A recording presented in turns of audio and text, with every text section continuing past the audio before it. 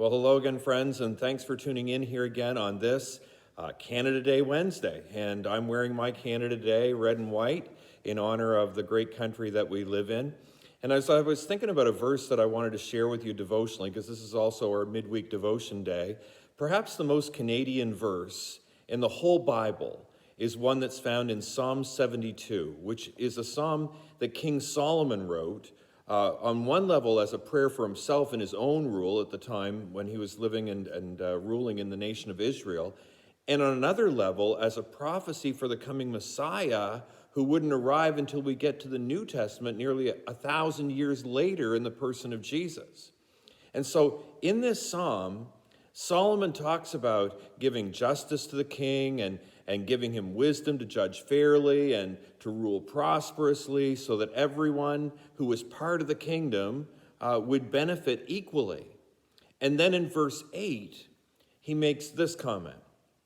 He says, "May he reign from sea to sea." May the king reign from sea to sea, which again, on a prophetic level, really means may the Lord reign from sea to sea. May the Lord reign as far as the land reaches in either direction. And the Canadian connection to this verse was because remember, I said that this may well be the most Canadian verse in the whole Bible, actually goes all the way back to the earliest days in our country's history. When the founding fathers from the Maritimes, along with Ontario and Quebec, were meeting for political reasons in order to bring each of their different provinces or colonies together to form the nation of Canada, at the time, one of the premiers in attendance, who would eventually be named the country's first prime minister, Sir John A. Macdonald, suggested that it be referred to as the Kingdom of Canada.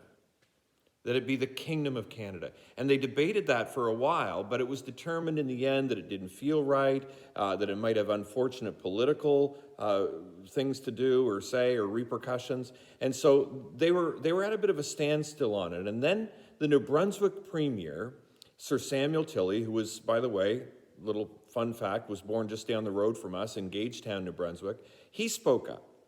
And he was a devout man. And in his personal devotions that day, apparently he had been reading in Psalm 72. And he was struck by this verse 8 that we just read a few moments ago. May he reign from sea to sea. Only he would have been reading it from the older King James version of the scriptures, which words it this way.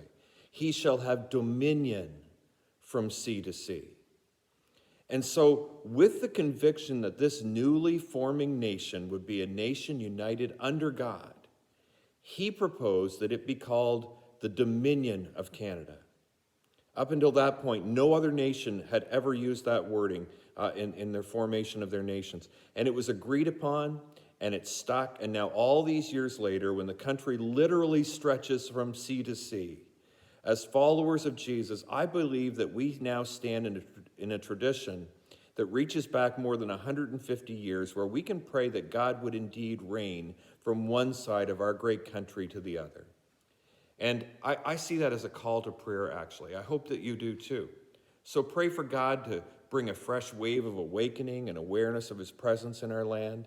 Pray for our leaders to lead with moral integrity and purpose. Pray for fairness and equality for Canadians. Pray for health. Pray for peace. Pray for love and respect and mercy and grace.